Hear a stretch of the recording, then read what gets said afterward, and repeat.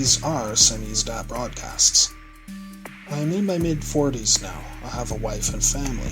I have a good job with good benefits, pay, and a union. But all of these things are becoming more and more out of reach for growing numbers of people these days, and we are being turned against ourselves as a result.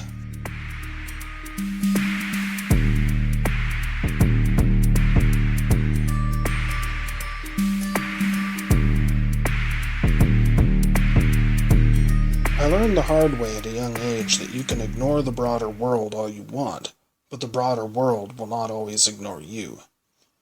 Back in 1988, I was 15 and just wanted to listen to heavy metal music and play Dungeons & Dragons. So it goes without saying that I was not the most popular kid in the conservative Catholic school I went to. That was when Geraldo Rivera did his expose on satanic cult activity in America. I remember the moral panic well. Next thing I knew, I was getting into fights at school, getting called into the principal's office, quarrels with my parents, and so on. A lot of people really thought that satanic panic stuff was real. So at an early age, I became accustomed to advocating for myself and others who had interests that were off the beaten path. Keep in mind that geek culture was not cool in those days. It was, well, geeky. The one thing that stands out in my mind, though, is that I did know some leftist people even in those days. What they pointed out to me was that the things that I enjoyed, the metal music and so on, were primarily enjoyed by white males. And it was implied that this was not really a good thing. This had to mean that those hobbies were racist and sexist. It was the first time, though by no means the last, that I would notice that the regressive left and the right wing overlapped on a lot of cultural matters. Nothing has really changed these days. Geek culture is a favorite punching bag of both moral conservatives and progressives. Fast forward a few years, my youthful enmity with the religious right was like a gateway into more radical ideas.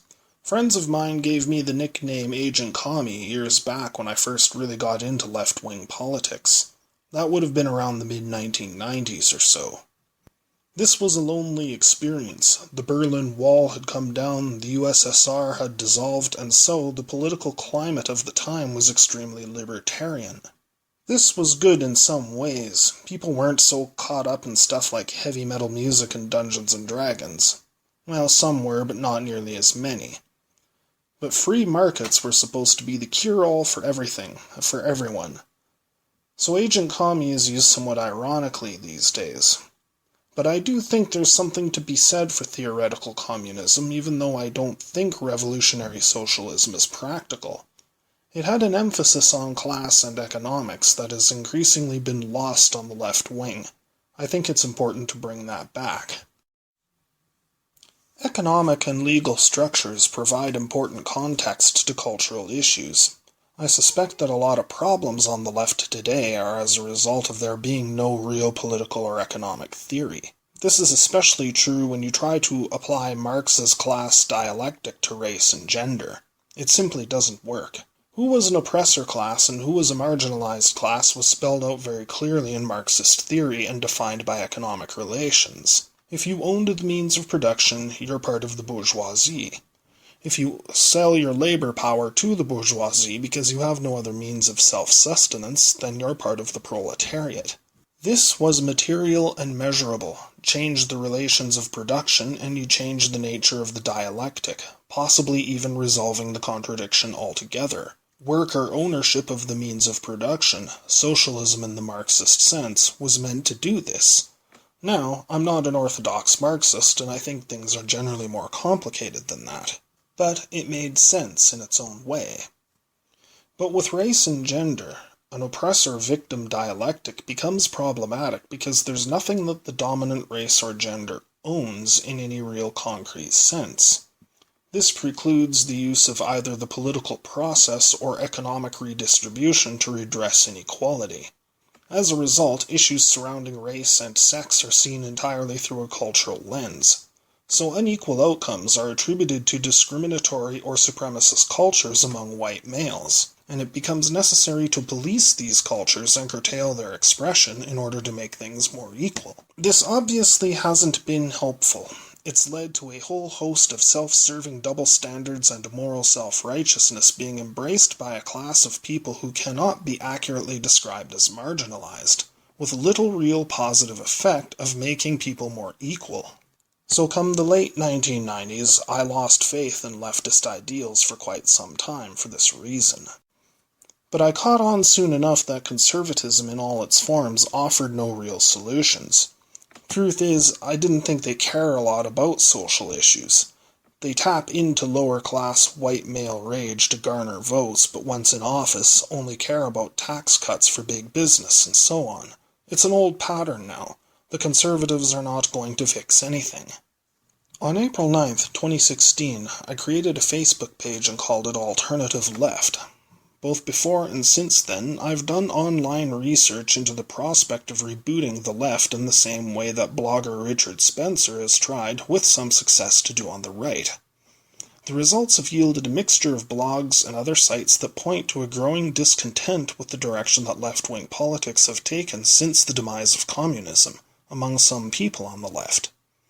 Central to this discontent is a concern for civil liberties, freedom of speech, and ideological pluralism in the face of an increasingly PC leftist establishment, a feeling that economic inequality and class-based politics have been neglected due to an overemphasis on identity politics, and in some cases a concern for racial demographics that's quite similar to what you'd find on the alt-right.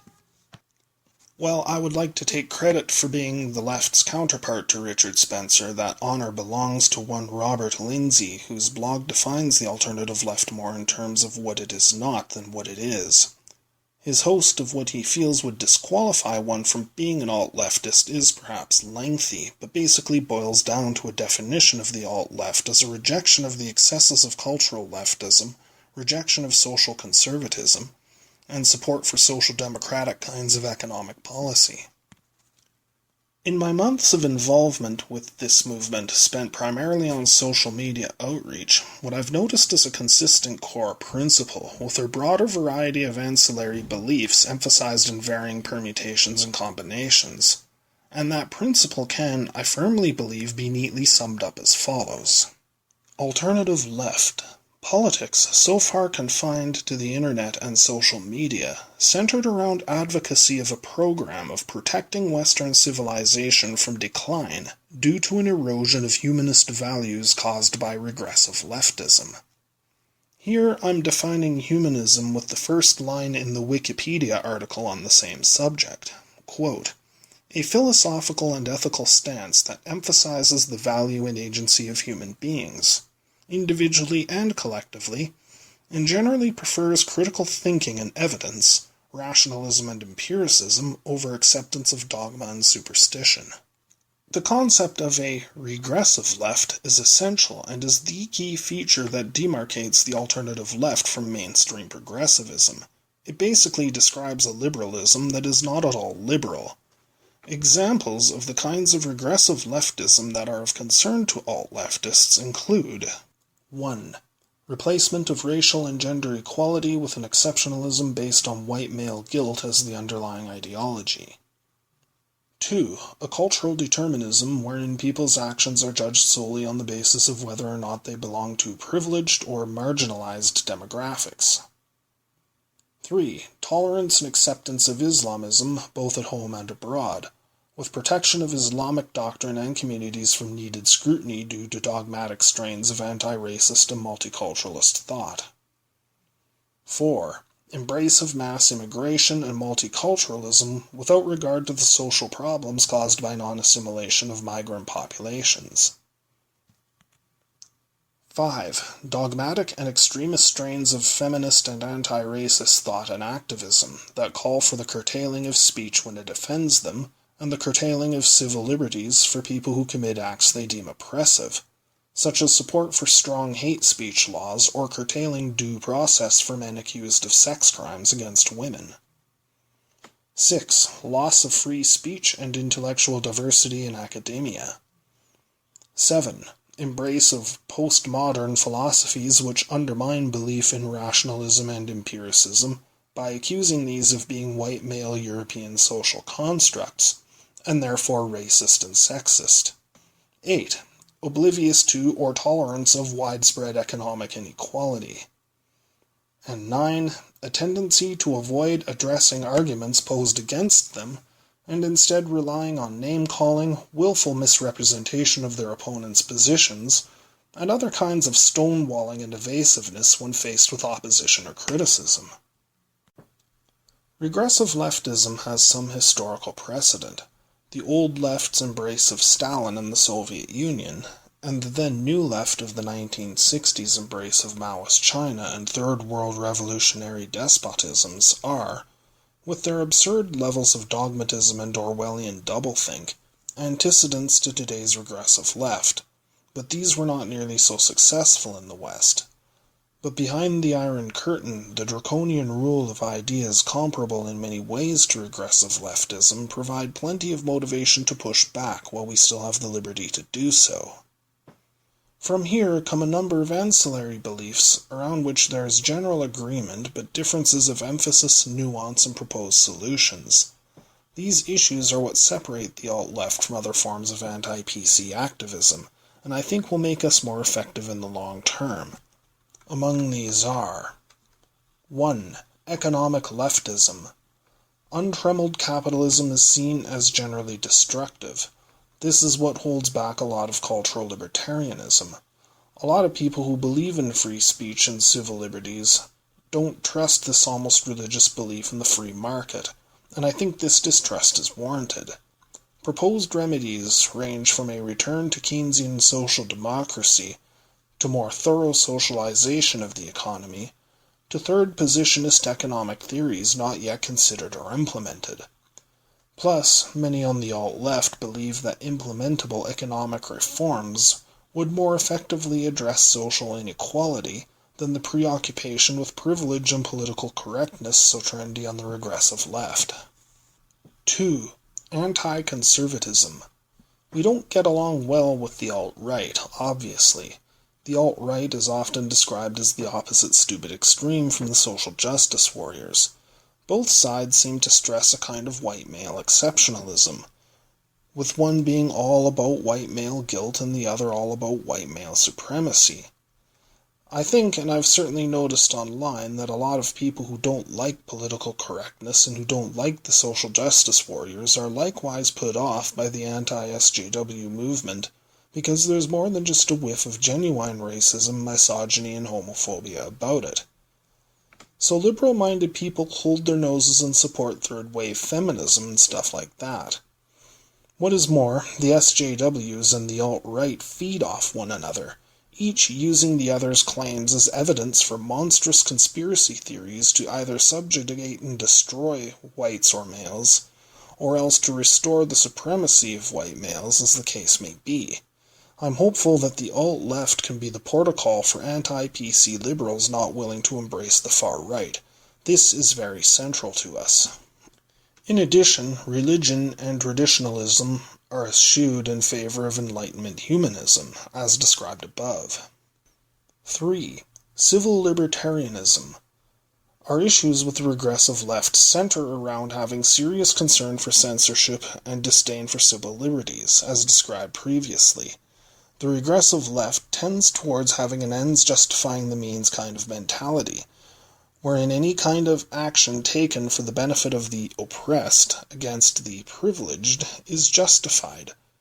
Where have we seen this kind of thinking before? The alternative left is now in the process of coalescing on social media. I've started an alternative left Facebook page that's still small but growing steadily. New blogs and pages are cropping up on social media sites, including this channel's sister blog, Samizdat-Chronicles. Now, the historical Samizdat was underground media in the Soviet bloc that was critical of the regime, so why would Agent Kami call his blog and YouTube channel that? The answer is that some of the Samizdat was critical of the Soviet failure to live up to genuinely socialist ideals, and I hope for my own work to hold the regressive left to similar account.